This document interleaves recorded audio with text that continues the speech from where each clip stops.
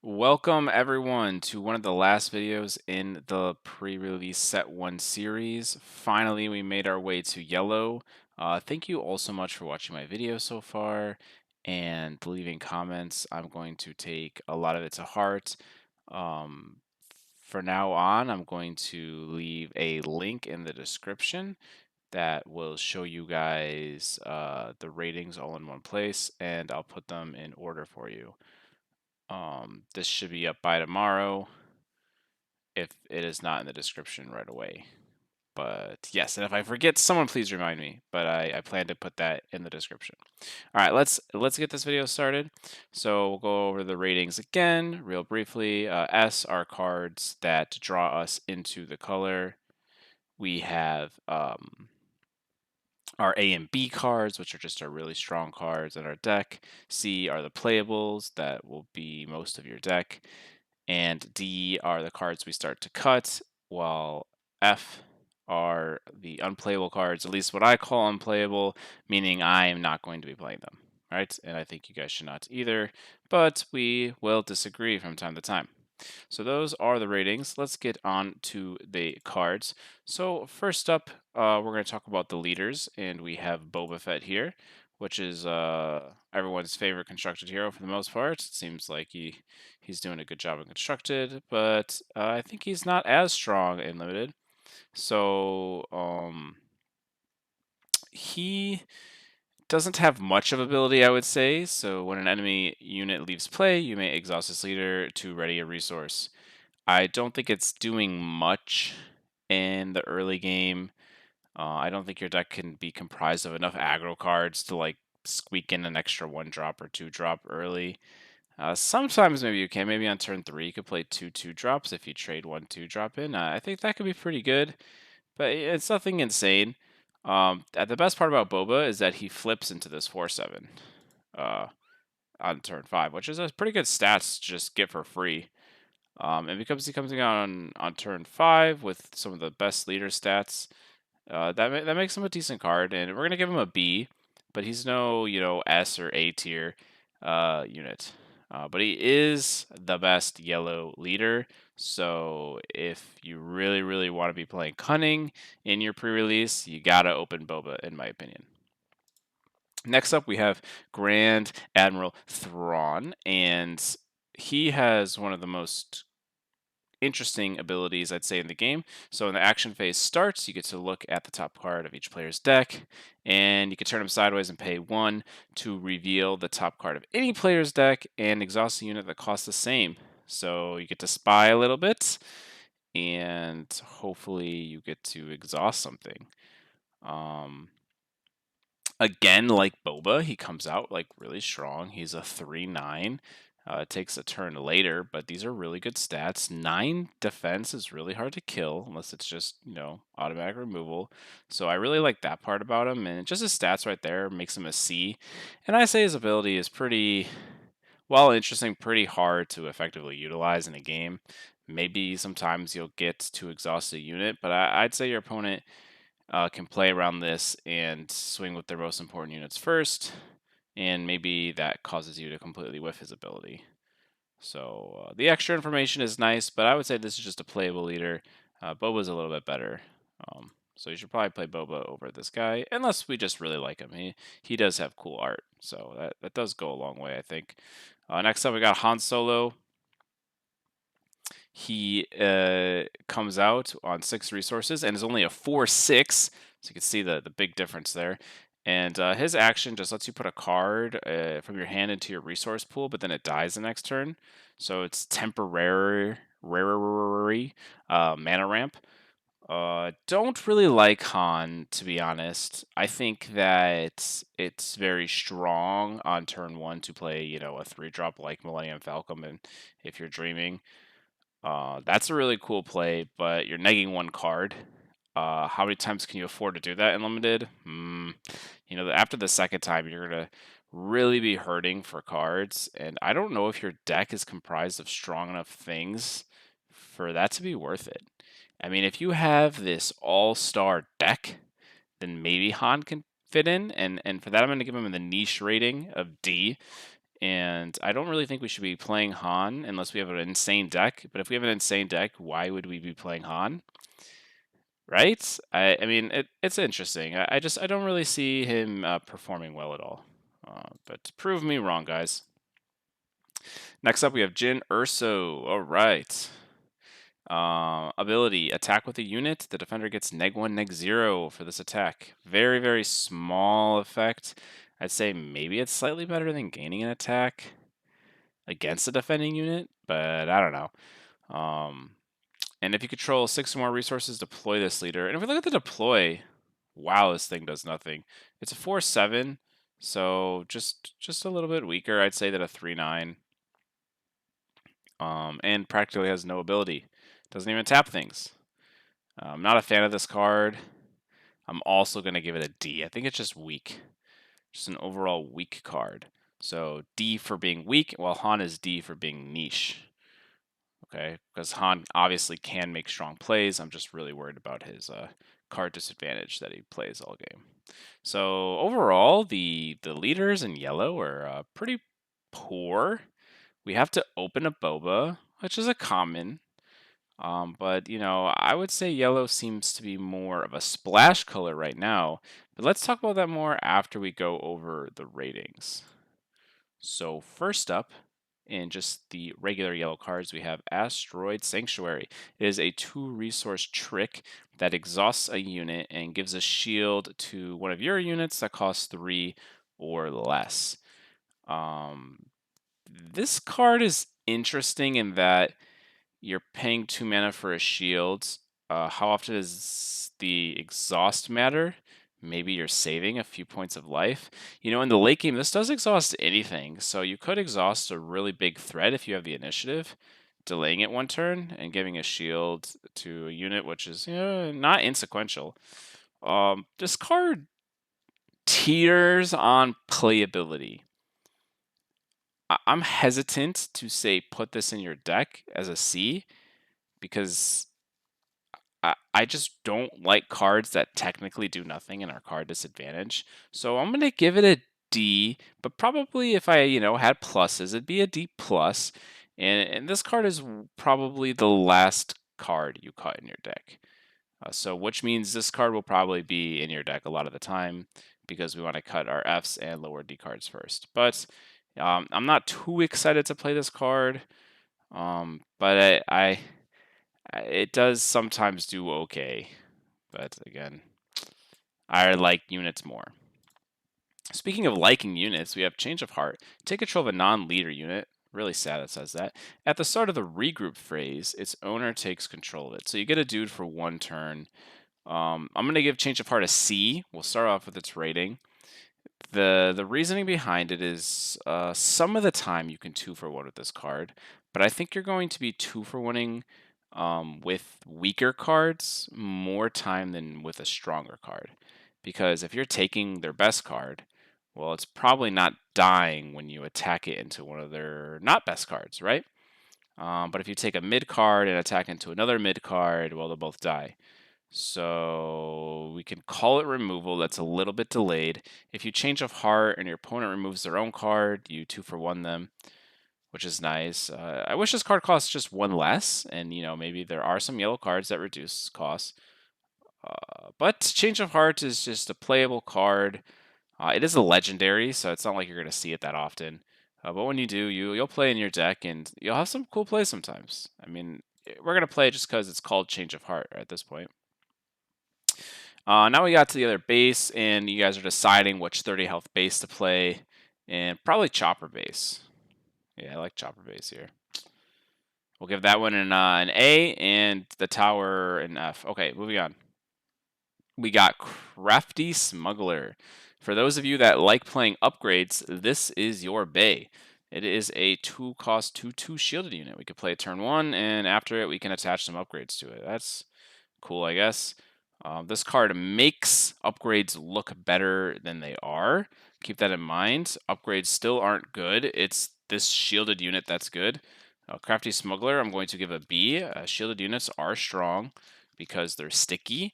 They can kill something when they attack, and they stick around, right? Even if it doesn't kill a 2/3, is the 2/3 going to spend a turn attacking into it and then you attack back? Okay, that's an even trade. But this card has a lot of upside, and sometimes you do play upgrades in your deck, and if you don't get 2-for-1s, well, you're going to be pogging. But again, this card is pretty strong, and it's just a 2-drop, so we like them 2-drops in our deck. Crafty Smuggler gets that B rating. All right, next up we have Disarm. Yum. This guy is looks like he's losing his entire arm, but it's just his gun, so don't worry, guys. Give an enemy unit -4, -0 for this phase. Wow. F. Okay, should I talk about it? You guys want me to talk about it? Why is this card an F? Okay, so instead of playing an on-curve unit, I play Disarm. So I'm not playing the best unit possible for the turn. And what am I doing when I play Disarm? Let's say I attack their unit and I don't lose my unit.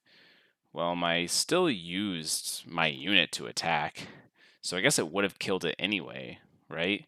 So Disarm just saved some health points on my unit, but then I didn't get to play a good unit, and sometimes I don't even get to play a unit at all because one on turn 3 or turn 4 could turn off the rest of my hand. I'm not a fan of this card, and I usually am not fans of this card. And also remember, guys, this is not immediate. It's give a unit -4. Hope you go to your turn with the unit that you wanted to trade with. That doesn't always happen. So you can get 2-for-1 in the worst way possible after playing this card. Why is it the worst way possible? Maybe I'll do extra explaining because you didn't play on curve to allow yourself to get 2-for-1, which pretty much means you lose the game. All right, next up we have Don't Get Cocky. This thing has a lot of text. Pretty much, you're going to reveal cards from your deck and deal damage equal to the cost. But if you go above 7, you lose. So it does nothing. Yeah, that's pretty much what it does. Oh yeah, so if we get lucky, this card is pretty strong. If we get unlucky, it's 4 resources to do nothing. If we make sure when we build our deck we only have 7 or less costs, then I guess we could probably almost always target this against a 2 health thing and kill it, because we see the 2 and we stop. If our deck is 5 and less, for the most part, then maybe we're feeling even better about this card, as it's probably going to hit like 3-4 or 2-5. It could do that pretty consistently. And if you start off with a 5, you're just dealing 5 damage for 4, which is good. I'm not excited about this card, but it is removal, and I can't discount removal when I see it. So I'm going to give this card a C, and it is playable, but it is not playable, guys, in a deck if you're running multiple 8 costs. You can't play this card with multiple 8 costs. It does not. They do not vibe together. You will get punished. Next up, we have Gamorrean Guards. It's a 4-cost 4/4. Don't really like talking about yellow, guys, because not a lot of units, but here's a unit. It's 1 below rate, but has sometimes Sentinel, and 1 below rate is pretty common for a 4-cost, so not too bad there. And the sometimes Sentinel is actually really strong because I think it has Sentinel all the time. Controlling another unit's not too difficult. I think you could turn this on whenever you want to. For that, I'm going to move it from a C to a B. I think a 4-resource 4/4 would be a playable card. Sentinel is really strong. You should look to put Sentinel units in your deck. We were going to make another video that talks specifically about Sentinel units and how we can change the look on them. Even if a Sentinel unit is a C, but or even maybe a D, but probably not. I probably haven't given any Sentinel units a D. But if they're the only ones we have, it kind of pushes up the rating because having protection in a deck is nice, right? Because then we're just really, really valuing the Sentinel and not really anything else in the card. And that does happen, right? These ratings are not the all there, right? They're the general ratings. Next up, we have Greedo, which you will be for putting this card in your deck. It is a 1-resource 3/1. When defeated, you could discard a card from your deck. If it's not a unit, deal 2 damage to a ground unit. Well, ideally, guys, we're making a deck filled with mostly units, so most of the time this thing should miss. It comes out at 3 attack. If you listen to my other videos, you will know that I was a big fan of Darth Vader and I gave it an S rating. I think it's the best leader we can be playing in the set for pre-release because it does damage. And it kills Greedo for free. Not really excited about losing my Greedo. And for that, these one cost, one health units just go a little bit lower, and this is going to be a D. But when it does hit, it can do some cool things. If you guys want to play this cool event-based deck, there are some other cards that really synergize with it. And of course, you're going to put this card in your deck. But again, D can be niche rating, right? That's a niche thing where you're trying to build around these events and pre-release, which is very hard to do. But if you know, win the lottery on your event deck, this could happen. Speaking of one health, one cost units, we have a 1 resource 2/1 Jawa Scavenger, has Saboteur, which is a little bit relevant, but again, dies to anything. Not excited about this card. It doesn't have the play around ability that the last card we just talked about has, and for that reason, I'm going to give it an F. This is an unplayable card. If it's in your deck, you're probably sad about it. Like, how many other bad cards? Is like, do we have a choice between 8 Fs? And sure, this can be like an F plus because it's a unit, like played over a bad upgrade. So played over an upgrade, right? But yeah, I'm not excited to play this card. It's not a good card. All right, we got the base now, and the other bases I have been very hype about. This one, not so much. I don't like this one. If you remember the card that had this effect, I gave it an F. Um, the cards that do the other effects I've been pretty high on. I really like Ambush. I really like doing damage, and I kind of like shields. I like free shields. Um, really like Luke, but this card is an F card on a base. Do I want to play an F card for free, losing 5 health? Not really.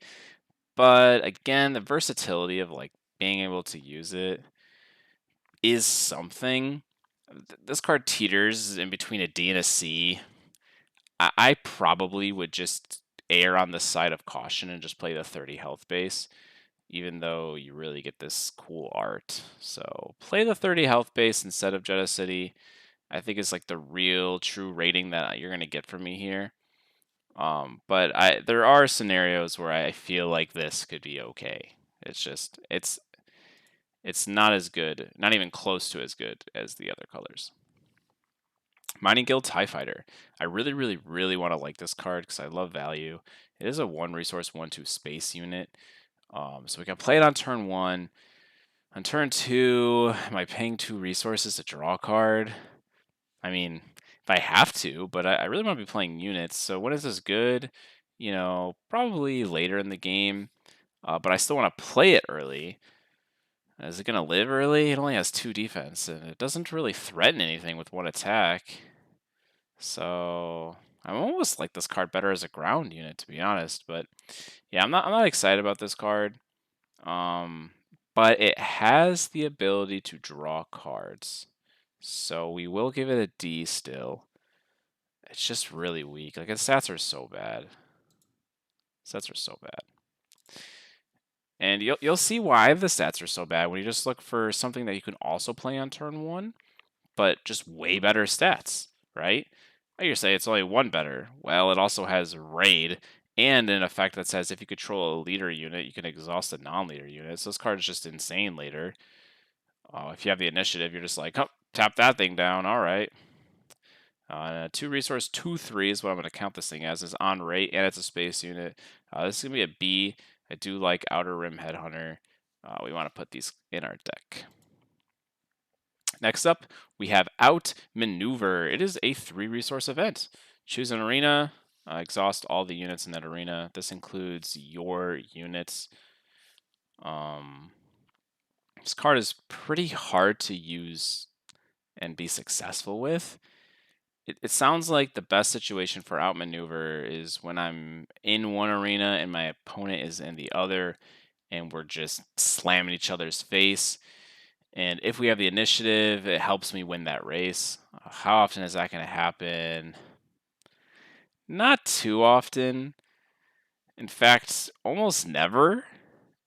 This card is. I have it written down as a D, but like after talking this out loud, I really want to change it to an F. I I'm not excited about this. I'll leave you guys to be the final say in that rating. I'll leave it as a D on my sheet because I did take the time to go over each card, and I went over it multiple times and I stuck with D. So for some reason I thought it was a D. It's up to you now, guys. You are the final decision. All right, Pirated Starfighter. It is a 2-resource, 2/4 vehicle fighter in the space, has raid 1, so way above rate for stats. Probably has a downside. Here it comes. Return a friendly non-leader unit to your hand when you play it. Okay. This card is awkward as heck. All right, very, very awkward. You can't play a turn 1. If you want to play a turn 2, you're probably bouncing the unit you played turn 1, and then the unit you're playing turn 1 is just gone for a slightly better statted unit, and then I guess technically we could resource that 2-drop if we don't ever want to play it again. But I don't really like the minus tempo just for something that is slightly above rate, because technically I think this card costs 3. Man, if this had a heroic or villainy tag, I think it'd be a lot better because there's a lot of synergy when it gets that tag in leaders. So I'm not crazy about this card. I think it's a little too hard to use. It's gonna be one of my, again, lower rated space units, and I'm gonna give it a D for just a little bit too niche. All right, Shoot First. I think you guys will be surprised by this rating. So Shoot First is like First Strike in Magic. You attack with a unit, and it gets +1/+0 for this attack, and deals its combat damage before the defender gets to deal combat damage back. So you'll still take damage, but only if their dude is still alive. So if your guy kills their guy, you don't take any damage, and that's how that card works. In those scenarios, this card's going to be a B because technically it's premium removal. If you get hit back, it sucks. Card's terrible, F. So there's that big, gap between the two. But I think that because it immediately attacks, you can treat this card as premium removal, especially when yellow has little to no true removal besides a bunch of bounce effects. So Shoot First is a B. It's a good card. It's one of the better ones that are just yellow. Nice. Getting up to the upgrades. You know how I love these. 1-resource smuggling compartment. +1/+1 modification. All right. Attached unit gains on attack ready a resource, but it only goes on vehicle units. And even if it went on everything in the entire game, it would still be an F. Please don't play this card. Snapshot Reflexes. I thought about this card just a slightly more than the other ones because it has the text that on play you could attack with the attached unit. Now, even though it says you can attack with the attached unit, the unit needs to be ready. So I need to have already played the unit. It'd be a lot better if I could attack with exhausted units on it, but I can't. So what am I really doing? Instead of attacking with my unit, I'm going to give it +1/+1 and then attack for a whole card. And again, playing off curve. That's terrible. Terrible, terrible, terrible. Please stop playing these upgrades. This is an F. Sneak Attack. Ah, great. A slew of F cards. This is a trick. It's 2 resources. Play a unit from your hand. It costs 3 less and enters play ready. So what does this card really do? Your card costs 1 less.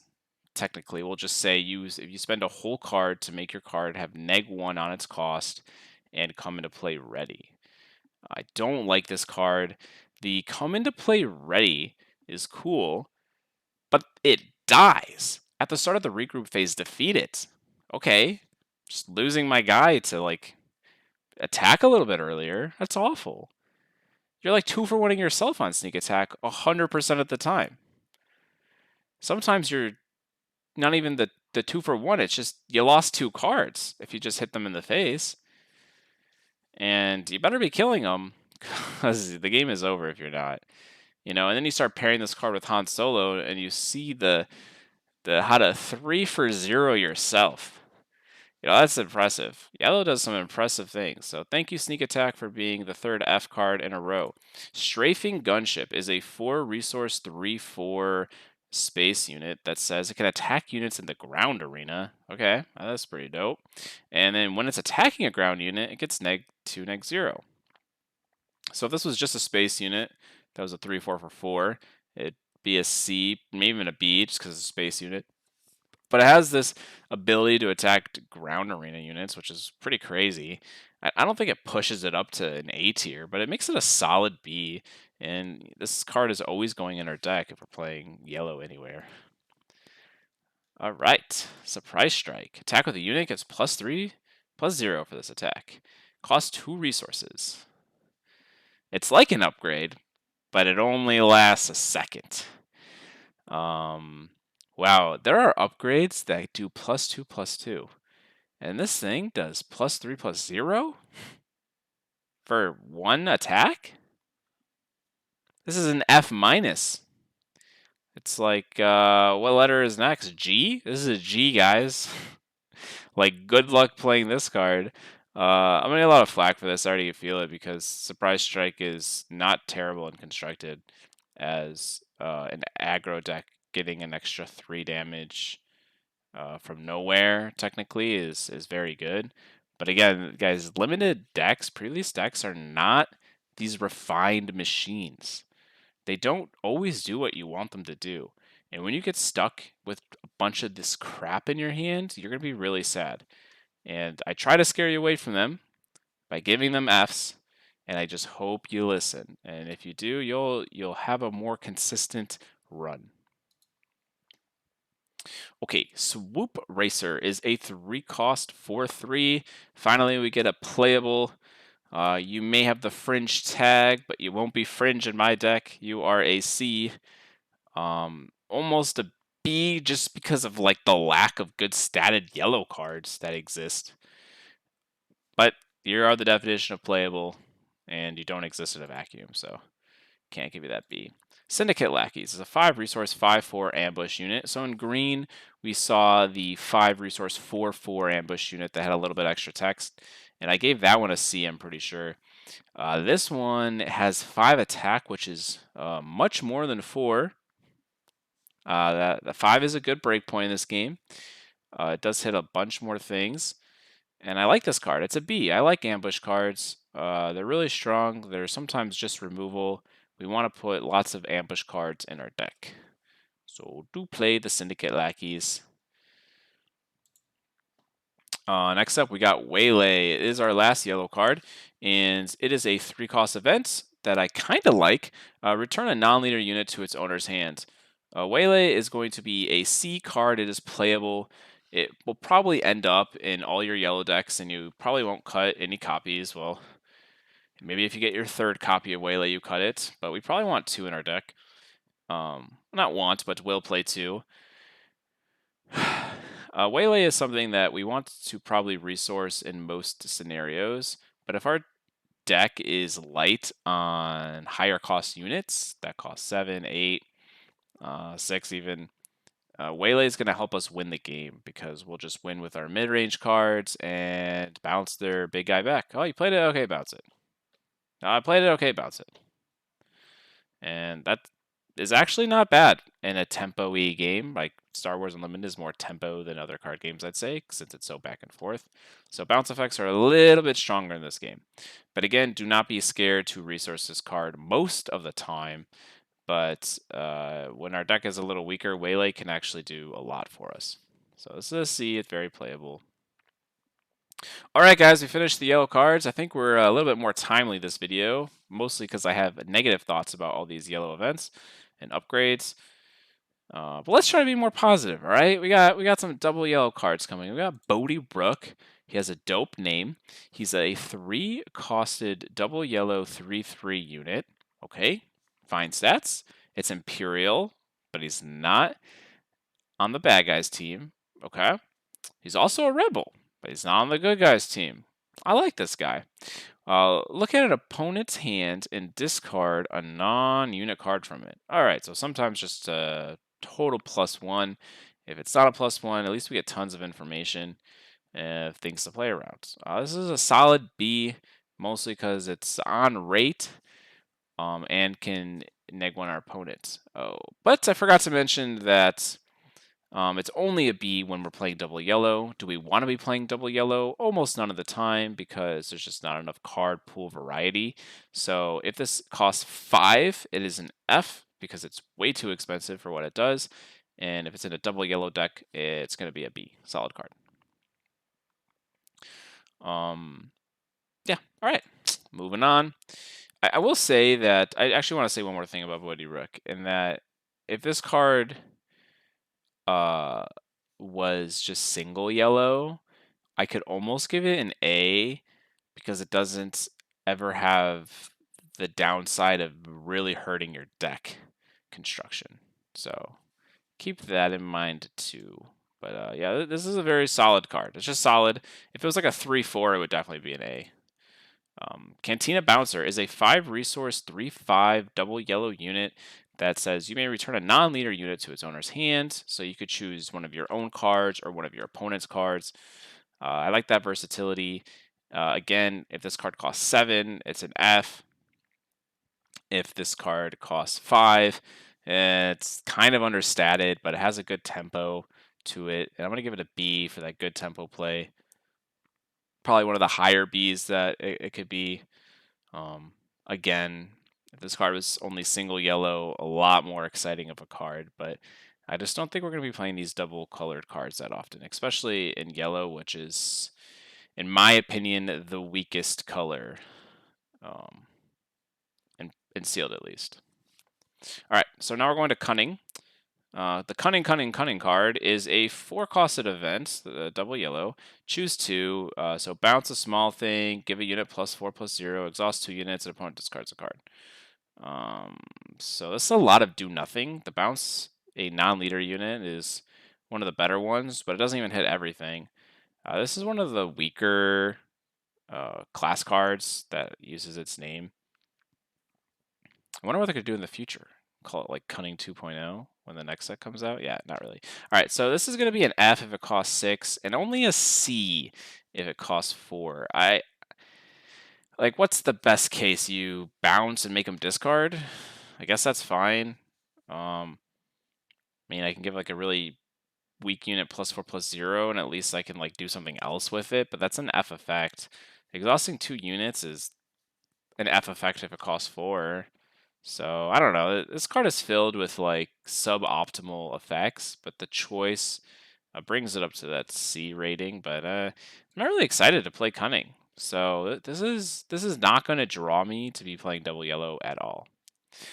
All right, guys, we finished the double yellow cards, and now we're on to the yellow good guys. And we're up with this ALG, and it is a 4-cost 3/4 space unit with ambush. This is a solid card, great definition of a B. We lose our neg 1 in stats for the space tag, which is usually fine. And it comes with ambush, so definitely fine. And this is a good playable card.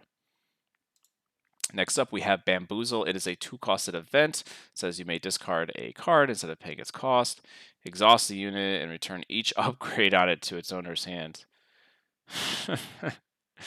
Oh, so this is really good against bad players, right? No, it's like so completely and utterly awful that if you ever discard a card or you see your opponent discard a card to play Bamboozle from their hand, you know you won. You know you won already because their deck is bad. F. All right, Chewbacca, 5-costed 3/6 ground unit with Sentinel. When it's attacked, ready him. So what should a 5-cost be? About a 5/6. So we're losing 2, but we're gaining Sentinel. Okay, so we're only down 1. When this unit is attacked, ready him. Okay, so probably doesn't die. Gets to get ready, and then what do we do with it? Attack face, and then it gets attacked again? Okay. So we got to deal 3 damage before it dies, or maybe if we're lucky, it's really awkward for them to attack it because we get to trade into something else first. Like, that's kind of cool. I like the stickiness and weirdness of this card and how it might make your opponent play. I'm going to boost him from a C to a B. I also like the Sentinel tag. Sadly, not a Rebel, but whatever. Next up, we got Choppa. Get to the 1 cost 1/3 Rebel Droid Spectre unit. So we got a Spectre card. If you control another Spectre unit, it gets Raid 1, which makes its stats very good. Okay, this card is really good if you're playing Spectre. So keep that in mind. If you want a separate rating for Spectre, just bump up whatever I'm saying by 1 or 2. And then on attack, discard a card from the depending player's deck. A little bit of mill. Probably doesn't matter unless, we have a lot of mill stuff. And if it's an event, though, exhaust a resource that player controls. Man, this card with the initiative, when it attacks and hits an event, is really, really strong. I think it's only hitting an event 1 out of 30 times, 2 out of 30, 1 out of 15, right? If we were just giving a general idea, obviously there's cards drawn from the deck. But how many events are people playing? 1, 2, 3? I don't know. I mean, if it was me, what's my ideal deck? Like 25 and 5, maybe 25 units, 5 events. It's probably somewhere where I want to be. I think I'd mostly want units when I play this game and have units have it saying ambush. Just having strong event cards, so maybe even less than 5. Regardless, I digress. This card is just a 1 cost 1/3, which is just a fine stat line. It has all this weird upside going on for it, so we're gonna reluctantly give this card a C. But again, if you're a Spectre deck with a lot of Spectre units, this card definitely goes up a little bit. Probably goes to a B at that point. Choppa. All right, Ezra Bridger is a 3 resource 3/4 rebel unit on the ground. When it completes an attack, look at the top card of your deck. You may play it, discard it, or leave it on top of your deck. I really like this card. It has the stats, and it has draw a card sometimes /filter. So we're going to give this card a B and almost an A. Ezra's really good. Put this card in your deck all the time. 7 costed Han Solo is a 6/6 with ambush, and it has the first strike tag, so it deals combat damage before the defender. And like I said, if you kill the defender, they don't get to do damage back because they're dead. Nice. This is an A. Really strong card. It does push us into playing yellow. Yellow, again, also doesn't have many high-costed cards, so this is one of them, and it's one of their best cards. Next up, we have Leia. It is a 2-costed 2/2. Really bad stats, and it can ready a resource or exhaust a unit. The readying a resource is actually really relevant if we're playing Luke, because we can give her a shield, which is really nice. The exhausting a unit could come into play late game, which is pretty cool, I guess. Like, you just play her to exhaust something, and also you have a little bit of a body. She's just a playable card. I really don't like these cards that are off-statted, especially in the early game, but she does enough that I think she's playable. And if we're playing Luke, she probably moves to a B. So, yeah. Leia is a C card, but a little bit better in Luke. Next up, we got the Lothal Insurgent. It is a 2-resource 3/2 rebel unit that says, when played, if you play another card this phase, each opponent draws and discards a random card from their hands. Okay. This card's solid because of its stats. 2 cost 3/2, something we want to play in our deck, something we have to play in our deck. Its effect is nothing to me, but it doesn't matter. C. So give it a C for its stats. Next up, we're looking at one of the strongest cards in the game. Some people believe it to be the best card in the game. It is a 3-costed 3/4 space unit. It enters play ready, which is really broken, and it has the stats that it should have. And when you ready cards during your regroup phase, you can either pay 1 or return it to the hand. That sounds like a downside, but actually returning this card to the hand could be pretty strong because if we have nothing else to do and it has some damage on it, we could just heal it pretty much by paying 3, and we still get to attack that turn, right? It doesn't come into play tapped. So the ability to do that is pretty nice. I like this card a lot, and rightfully so. People think it's strong. It's an A. It's a space unit with good stats that comes into play ready to go. Millennium Falcon is an A. Next up, we got the Roger Operative. Rogue Operative is a 3 resource 2/4 rebel unit that has Saboteur. And yeah, we're just playing with words out here, aren't we? I'm trying to have some fun in this long video. And then it has Raid 2. Wow, Raid 2. This is the first Raid 2 card I've seen. Let me know if I'm wrong. I don't know if there's another one. But that pushes up to a 4/4. That's above stats. That's really good. I have Saboteur, which sometimes matters. Okay, let's give it a B. I like this card. I like cards that go above stats for no reason. And the Saboteur about it means it could come into play relevant as well. Like, getting around shields is not a bad thing. Spark of Rebellion is a 2-costed Spectre card. Keep that in mind. This can go in multiple lists if we're playing Hera. And we get to look at an opponent's hand and discard a card from it. Discard effects, guys. Everybody loves discard effects. Everybody likes looking at hands. I'd say this card is minus tempo, right? We're not putting anything on the field, and we're hurting our curve if we're playing this at any point in the game. I'm not really excited about it. I'm going to give it a D. I'd say if you know your opponent just has way stronger cards than you in the late game, that sometimes like you just have to wait till like 5-6 resources, spark a rebellion, and hope you hit the game-winning piece for them. But that's a niche play, and I'm not looking forward to playing this card. It is not good on turn 1. You could say, hey, if I have the initiative, I get to look at my opponent's hand and hit their only 2-cost. And if you do that, then yeah, sure, it's a fine card. But that's not happening that often. You have to have the initiative, and they have to have only 1 playable, right? Next up, we got Vanguard Ace, the last good guy, and it is a 2-resource 1/1 space unit that says for each other card you play this phase, give it +1/+1. So if you play this after playing 2 cards, it's a 3/3, which would be above rate, which would be what you need to do to make it good. How am I playing 3 cards? I have no idea. That is not happening in a yellow deck, unless we're playing all the bad cards I gave Fs to. So I don't like this card at all, and I think it is the only space unit that I've given an F rating to. So Vanguard Ace is a very bad card. After playing with it a little bit, it made me hate it even more. Because I was like, surely it can't be that bad. It's a space unit, right? No, it's bad. Don't play this card.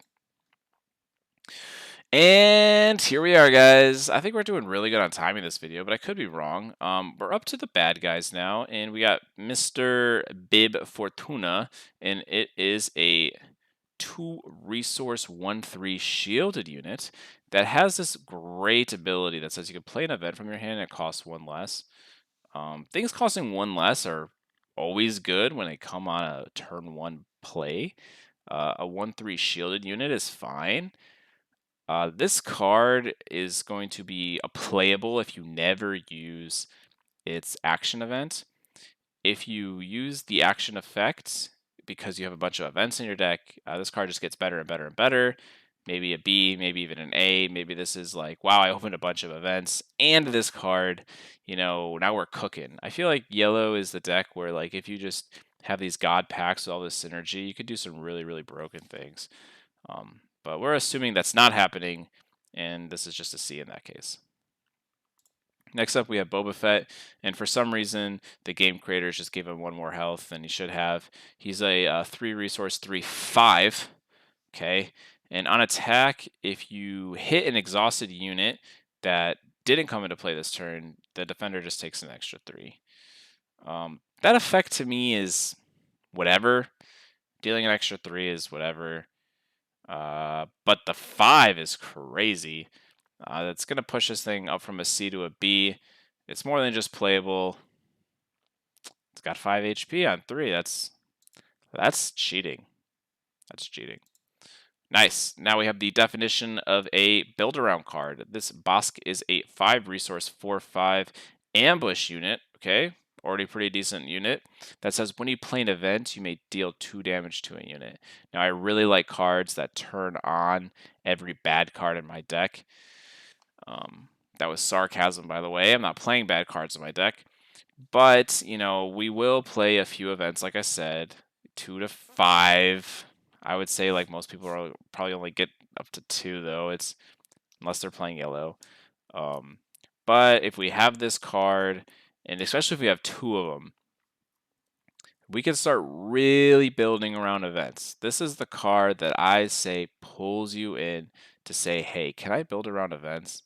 Because if you play this ambush kill something, go to your next turn and you're just like, oh, an event deal 2, oh, an event deal 2. Like, your opponent never gets to do anything anymore. That sounds really, really good. Really, really good. So this has a build around rating of an S. If you can achieve this build around rating.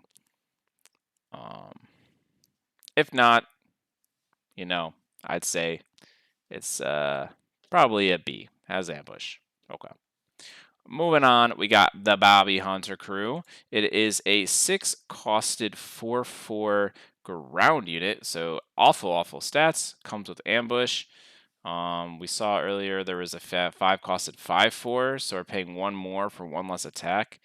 It has the ability to return an F-rated card from your discard pile to your hand.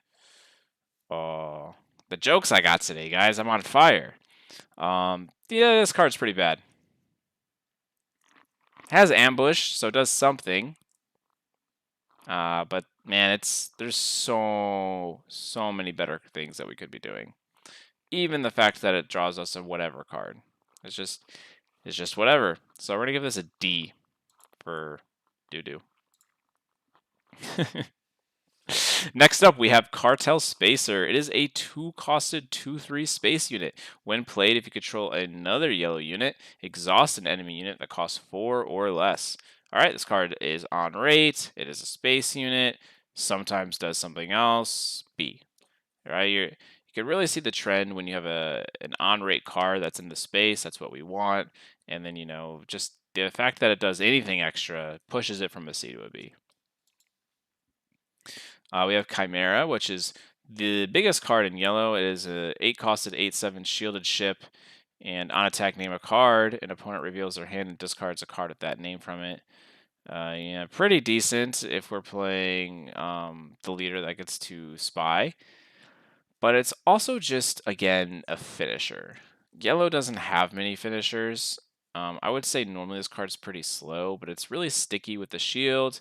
So we're going to bump that up, and we're going to make this a B because, again, yellow does not have many of these finishers, but it's an example of this 8-drop that we don't want to be playing with that other event.